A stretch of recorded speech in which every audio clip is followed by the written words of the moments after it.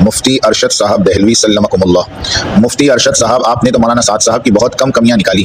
ہمارے فقہا کے درمیان کی بحثوں میں نکالی گئی خطاؤں کو جمع کیا جائے تو درجنوں سے بھی زائد ہو جائیں، اور اگر انہیں وائرل کیا جائے تو ایک قیامت برپا ہو جائے۔ لیکن مفتی ارشد صاحب جیسے متعصب لوگ تبلیغ اور دعوت پر اور اس کے امیر پر پنجہ کسنا شروع کر دیں گے تو ہم بھی مجبوراً اپنا دفاع کرنے کی جسارت کریں گے۔ حامدوں و مسلیوں و مسلمہ، یوٹیوب پر ایک چینل ہے شبہات کا ازالہ۔ اس چینل کو شاید کوئی کاشف عبداللہ نامی شخص چلاتے ہیں۔ اس چینل پر انہوں نے قسط نمبر 963 کے عنوان سے ایک ویڈیو اپلوڈ کی ہے، تو ہمارا آج کا یہ ویڈیو شبہات کا ازالہ چینل والے کے اسی ویڈیو کا جواب ہے۔ آپ نے ہمارے 3 سوالات کے جوابات نہیں دیے جو communist party, the world council, عالمی شورا سے متعلق تھے۔ یہ جو 3 سوالات ذکر کر رہے ہیں واللہ عالم یہ سوالات مجھ تک نہیں پہنچے، میں ان سے درخواست کرتا ہوں کہ اسی ویڈیو کی کمنٹ باکس کے اندر ان سوالات کو لکھ دیجئے، میں دیکھ کر انشاءاللہ جواب دینے کی کوشش کروں گا۔ آگے یہ کہتے ہیں، دوسری بات یہ کہ مولوی سعد صاحب کے بیانات کا تعلق باب التربیت سے ہے، وہ دعوت و تبلیغ کا کام کرنے والے مجمع میں بیان کر رہے ہیں۔ مولانا سعد صاحب کی باتوں کو نقد و تنقید کی نظر سے دیکھنا ہی زیادتی ہے۔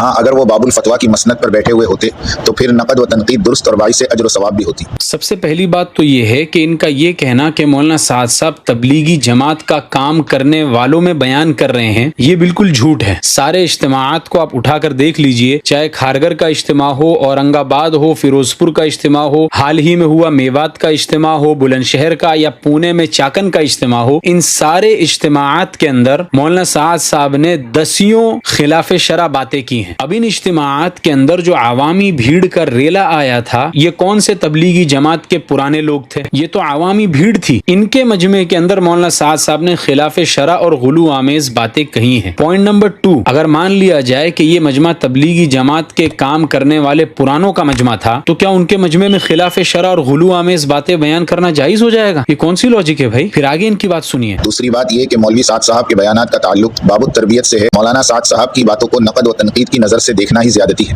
ہاں، اگر وہ باب الفتویٰ کی مسند پر بیٹھے ہوئے ہوتے تو پھر نقد و تنقید درست اور باعث اجر و ثواب بھی ہوتی۔ یہاں پر انہوں نے ایک نیا اصول ہی گھڑ دیا کہ جو آدمی لوگوں کی تربیت کرنے کے لیے بیان کر رہا ہے اس کی بات پر تنقید ہو ہی نہیں سکتی۔ ہاں، جو آدمی مسند افتاء سے بات کر رہا ہے اس کی بات پر تنقید ہو سکتی ہے۔ میں یہ کہتا ہوں کہ بھائی یہ کون سا اصول ہے؟ یہ کہاں سے گھڑا تم نے؟ اس اصول پر قرآن کی کوئی آیت پیش کر دو یا کوئی حدیث پیش کر دو کہ جو آدمی لوگوں کی تربیت کر رہا ہو اس کے بیانات کے اوپر تنقید کرنا جائز نہیں ہے، بلکہ قرآن اور حدیث میں تو اس کے خلاف آپ کو دلائل مل جائیں گے۔ آپ کا یہ دعویٰ نہ صرف یہ کہ بلا دلیل ہے بلکہ مخالف دلیل ہے۔ قرآن و حدیث سے متعدد دلائل آپ کو مل جائیں گے جس سے یہ بات واضح ہوتی ہے کہ ایسا کوئی آدمی جس کے بیانات کے اندر غلطیاں کثرت سے واقع ہوتی ہو اور جس کو علم کے اندر رسوخ نہ ہو، اس کے لیے بیان کرنا جائز ہی نہیں ہے۔ حضرت مولانا اشرف علی تھانوی رحمۃ اللہ علیہ نے بار بار اس پر تنبیہ کی ہے۔ بیان القرآن کی تفسیر آپ اٹھا کر دیکھ لیجئے، تو آپ کا جو اصول ہے اس پر تو کوئی دلیل ہے نہیں، الٹا اس کے خلاف دلائل قرآن اور حدیث کے اندر موجود ہیں۔ پھر خانقاہوں کو آپ دیکھ لیجئے، خانقاہوں میں تو کام ہی تربیت کا ہوتا ہے۔ وہاں پر سالوں سال رگڑنے کے بعد جا کر کوئی شیخ جو ہے اپنے کسی مرید کو اجازت دیتا ہے، اور اتنے سال رگڑنے کے بعد اجازت دینے کی وجہ ہی یہ ہوتی ہے کہ آگے جا کر یہ شیخ تربیت کرنے میں افراط اور تفریط میں مبتلا نہ ہو جائے، غلو اور بدعات کا شکار نہ ہو جائے، اور غلط بیانی کر کے لوگوں کو گمراہ کرنے کا ذریعہ نہ بنے، نہیں عن المنکر کے بجائے نہیں عن المعروف کرنے نہ بیٹھ جائے۔ اس لیے آپ کا یہ اصول کہ جو تربیت کرنے کے لیے بیان کر رہا ہے اس کے بیانات پر تنقید کرنا ہی درست نہیں ہے، آپ کا یہ اصول سرے سے من گھڑت ہے۔ پھر آگے سنیے۔ یہی حال ہمارے مدارس کا ہے۔ مثلاً دارالعلوم کے فقہی درس میں استاد محترم شافعی، مالکی، حنبلی وغیرہ کے موقف اور مسائل پر جرح و تعدیل اور انکار، اور کبھی کبھار تو ہنسی مذاق تک سے گریز نہیں کرتے، محض اس لیے کہ طلبہ اپنے مذہب احناف کے درست اور حق ہونے کو خوب جان جائے۔ اگر دارالعلوم کے فقہا کے درس کے دوران کلاس میں ویڈیو ریکارڈ کر لی جائے اور وہ ساری بحثیں جو مابین المذاہب کے بارے میں کی جاتی ہیں اور کس طرح دوسری فقہا اور اس کے امام کی ہجو کی جاتی ہیں، تو فقہا کے مدرس کو عوام راستہ بھی نہ چلنے دے، لوگ ڈنڈے لے کر آ جائیں گے کہ اس مولانا نے امام شافعی وغیرہ کا تمسخر کیا اور برا بھلا کہا۔ اسی کو کہتے ہیں لاجیکل فیلیسی، یعنی جب خود کی غلطی ثابت ہو گئی اور خود کا اب دفاع نہیں کیا جا رہا تو دوسروں کی طرف انگلی اٹھائی جا رہی ہے کہ دیکھو جو غلطی ہم نے کی ہے وہی غلطیاں تو دوسروں نے بھی کی ہے۔ یعنی چور عدالت میں جج کے سامنے یہ کہنے لگے کہ مجھے چوری کے سلسلے میں سزا کیوں دے رہے ہو، فلاں آدمی بھی چوری کرتا ہے اور وہ فلاں آدمی بھی چوری کرتا ہے اور وہ فلاں آدمی بھی چوری کرتا ہے۔ ظاہر سی بات ہے ان باتوں میں بالکل دم نہیں ہے۔ میرے بھائی، کوئی دوسرا آدمی اگر غلط کام کر رہا ہے تو کیا اس سے تم اپنی غلطی کو درست قرار دے لو گے کہ فلاں غلطی کر رہا ہے تو مجھے بھی مت ٹوکو؟ عمل کے صحیح اور غلط ہونے کی بنیاد تو قرآن اور حدیث ہے، نہ کہ دوسروں کی غلطیاں۔ اینڈ پوائنٹ نمبر 2، یہ وضاحت کرنا بھی ضروری ہے کہ یہ جو مدارس والوں پر الزام لگا رہے ہیں یہ سراسر غلط ہے۔ میں سمجھتا ہوں مدارس میں چونکہ آپ کا جانا ہوا نہیں ہے اس لیے آپ کو اس کا علم نہیں ہے کہ مدارس میں اختلافات کو ادب کے دائرے میں رہ کر ذکر کیا جاتا ہے۔ ادب الاختلاف کے موضوع پر علماء نے باقاعدہ کتابیں لکھی ہیں، اور میں یہ سمجھتا ہوں کہ کوئی بھی امام شافعی، امام مالک یا امام احمد بن حنبل کا مذاق نہیں اڑاتا۔ ادب کے دائرے میں رہ کر ان کے اقوال کی تردید کی جاتی ہے، اور اگر کوئی اڑاتا ہے تو وہ غلط ہے، ہم اسے کنڈیم کرتے ہیں۔ آپ خود مجھے لے لیجئے، میں آج بھی مولانا سعد صاحب کے ساتھ ہزار اختلافات کے باوجود ان کے نام سے پہلے مولانا لگاتا ہوں اور ان کے نام کے بعد صاحب لگانے کی کوشش کرتا ہوں۔ واللہ ہمیں مولانا سعد صاحب سے کوئی عداوت نہیں ہے۔ آپ اس غلط فہمی کو دور کیجئے کہ مجھے مولانا سعد صاحب سے کوئی ذاتی دشمنی ہے یا حسد ہے، مجھے کوئی عداوت نہیں، مجھے رتی بھر بھی عداوت نہیں ہے۔ ہمیں ان کی ذات سے کوئی اختلاف نہیں ہے، ہمیں مولانا سعد صاحب کی بات سے اختلاف ہے۔ آپ میرے کسی ویڈیو میں نہیں دیکھیں گے کہ میں نے مولانا سعد صاحب کا تمسخر کیا ہو، ان کا مذاق اڑایا ہو یا ان کی ذاتیات کو میں نے اچھالا ہو۔ جب مولانا سعد صاحب سے ہزار اختلافات کے باوجود ہم ان کا نام ادب سے لیتے ہیں تو آپ یہ کیسے الزام لگا سکتے ہیں کہ مدارس والے امام شافعی کا مذاق اڑاتے ہیں؟ میں تو یہاں تک کہتا ہوں کہ اگر مولانا سعد صاحب اپنے غلو آمیز عقائد اور بدعتی نظریات کو ترک کر دیں اور تھوڑی سی قربانی دے کر امت کے اس اختلاف کو ختم کر کے دونوں گروپ کو ایک کر لیں تو واللہ میں ان کے پیروں پر تیل لگا کر مالش کرنے کے لیے بھی تیار ہوں، اور ہر طرح کی ان کی خدمت کرنے کے لیے بھی بندہ تیار ہے۔ لیکن شرط یہ ہے کہ آپ دین محمدی سے وفا تو کریں، محمد عربی صلی اللہ علیہ وسلم سے آپ وفا تو کریں کہ محمد سے وفا تو نے تو ہم تیرے ہیں، یہ جہاں چیز ہے کیا لوح و قلم تیرے ہیں۔ اب آگے سنیے۔ مفتی ارشد صاحب، آپ نے تو مولانا سعد صاحب کی بہت کم کمیاں نکالی،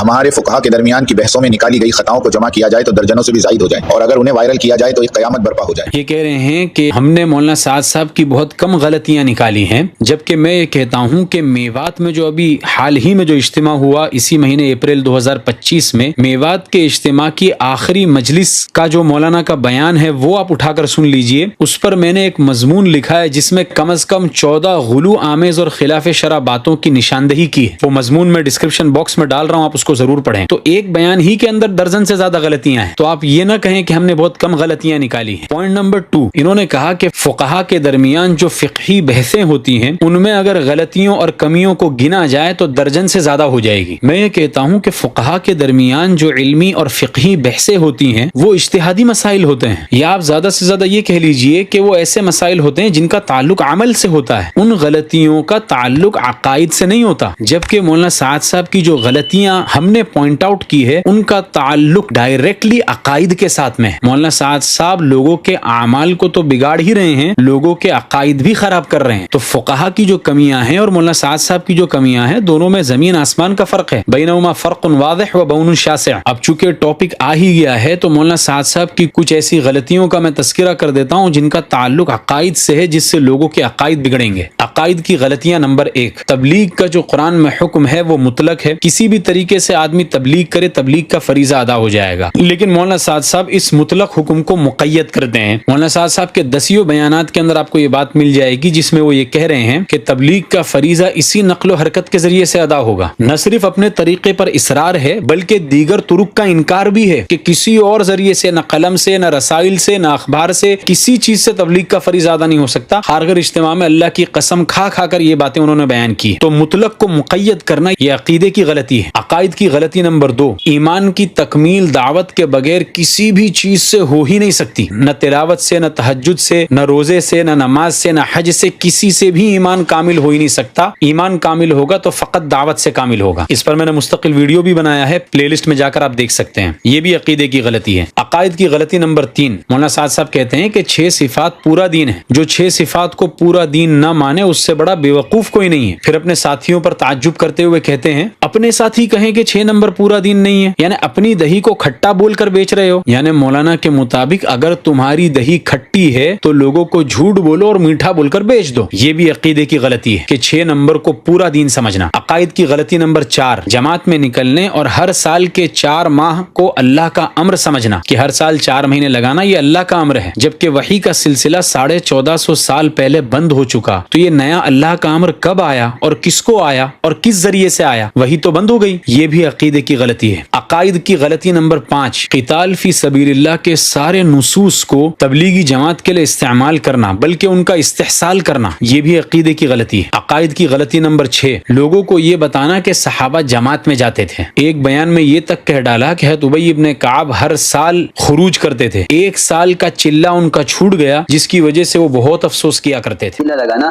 कौन सा लाजिम और जरूरी है। सैयदुल कुर्रा उबई बिन कअब रज़ी अल्लाह तआला अन्हु 1 साल का खरूज छूट गया, वो भी इसलिए कि जमात का जिम्मेदार एक नया आदमी, इनसे उम्र में कम था, ये कहा कि इस जवान की इमारत में नहीं निकलना, मैं पुराना हूँ ये नया है, मैं बड़ा हूँ ये छोटा है, इसलिए इस साल का चिल्ला नहीं लगाना, इसलिए इस साल का चिल्ला नहीं लगाना। हर साल निकलते थे, उस साल का खरूज सिर्फ इसलिए छोड़ दिया कि जिम्मेदार नया है, पर हमेशा पछताए कि मुझे इससे क्या मतलब था।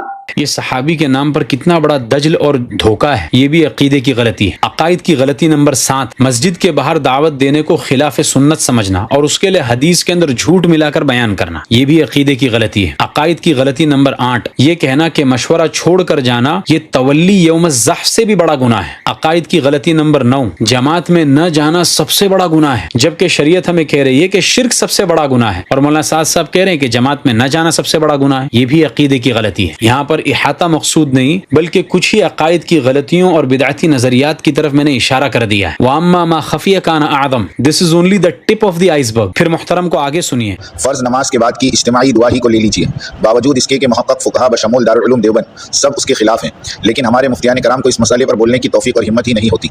अलबत्ता इस दुआ का जवाज़ फराहम करने के लिए तावील पर तावील किए जाते हैं। फर्ज नमाज के बाद जो दुआ का मसला है, इसका ताल्लुक अमल से है, अकीदे से नहीं है, जबकि मौलाना साद साहब के गलत बयानात का ताल्लुक अकायद को बिगाड़ने से है। और फर्ज नमाज के बाद दुआ के सिलसिले में तावील जो उलमा करते हैं वो अहादीस की बुनियाद पर करते हैं, वो किसी न किसी अहादीस के बेस पर ये साबित कर रहे होते हैं कि फर्ज नमाज के बाद दुआ करनी चाहिए, जबकि मौलाना साद साहब के गलत बयानात की बुनियाद कुरान और हदीस क्या होता, मौलाना के बयानात तो खुद कुरान और हदीस के खिलाफ होते हैं। फिर आगे सुनिए।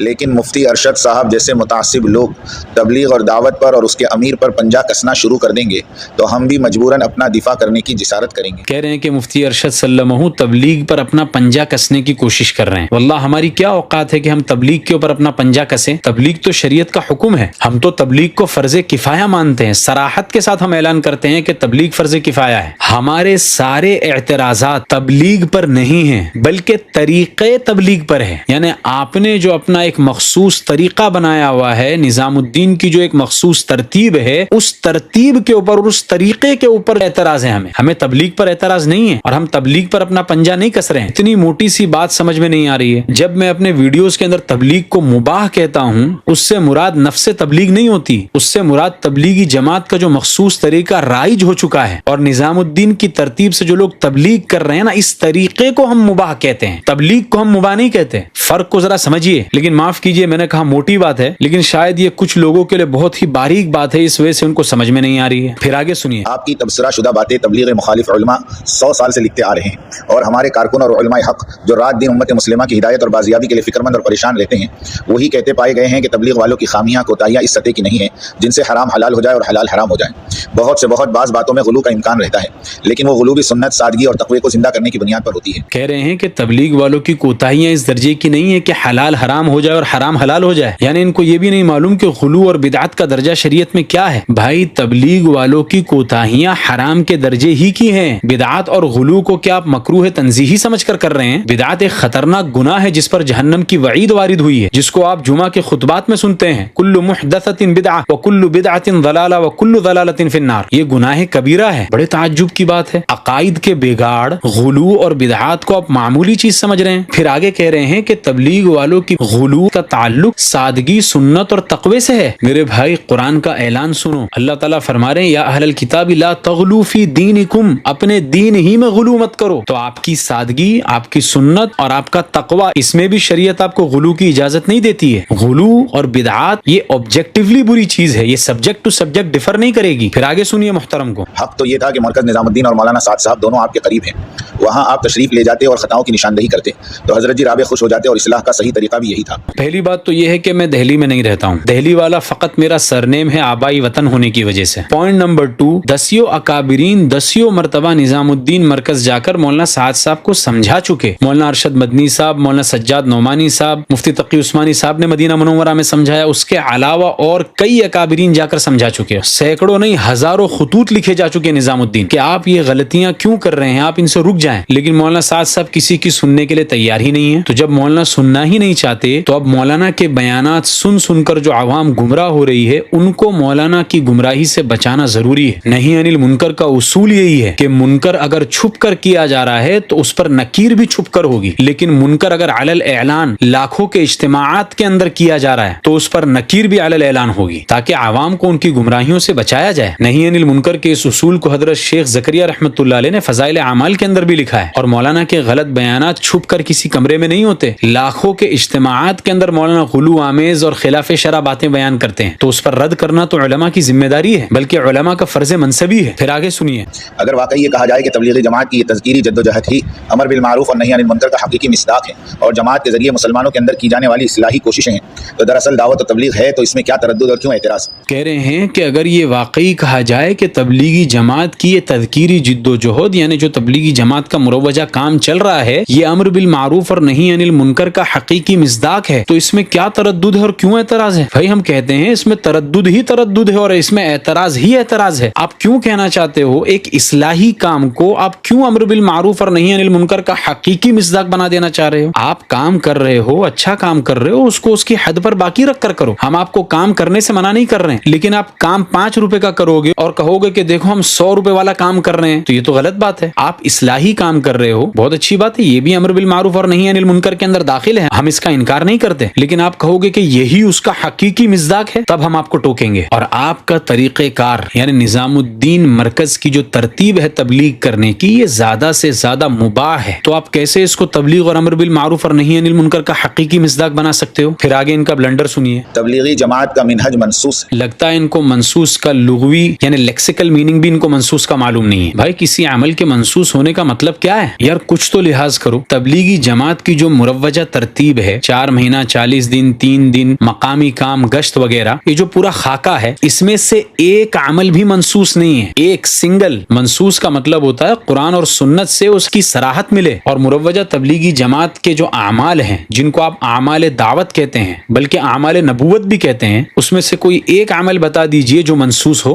بس کسی نے آپ کو مضمون لکھ کر بھیج دیا اور آپ نے یوٹیوب پر پڑھ کر سنا دیا. اتنا آسان نہیں ہے حضرت، قیامت کے دن پکڑ ہوگی اگر آپ غلط چیزیں لوگوں میں پھیلا رہے ہیں، اس کا آپ کو جواب دینا پڑے گا. آخر میں اس شبہات کے ازالہ چینل والے جو کاشف عبداللہ صاحب ہیں، انہوں نے ایک بات اچھی کی، اور جو بات انہوں نے اچھی کی ہے ہم ان کی تعریف کریں گے. ہمارے دل میں آپ سے کوئی بغض اور حسد نہیں ہے، ہمیں اختلاف صرف آپ کی باتوں سے ہے، آپ کی ذات سے ہمیں کوئی اختلاف نہیں. انہوں نے ایک بات اچھی کی ہے، میں اس کا تذکرہ کر دیتا ہوں. اگر تبلیغی جماعت کو اسی اساسی حیثیت پر قائم رہنے دیں اور اس کے اغراض اور مقاصد اور فضائل اور برکات میں کوئی حد تک آمیز بیان بازی سے باز آ جائے، تو بلا شبہ یہ جماعت آج بھی امت کے حق میں ایک بہت ہی مفید اور نفع بخش جماعت ثابت ہو چکی ہے. جی یہ بات انہوں نے بالکل درست کی ہے کہ اس کام کے اغراض و فضائل اور اہمیت میں کوئی غلو آمیز بات نہ کریں، تو بلا شبہ یہ جماعت آج بھی امت کے حق میں ایک نہایت ہی مفید اور کارآمد جماعت بن سکتی ہے. اللہ تعالی ہمارے اندر اعتدال پیدا فرمائے، حق بات کو قبول کرنے کی ہمت عطا فرمائے اور دین کی صحیح سمجھ عطا فرمائے. ھذا وصلی اللہ علیہ وسلم.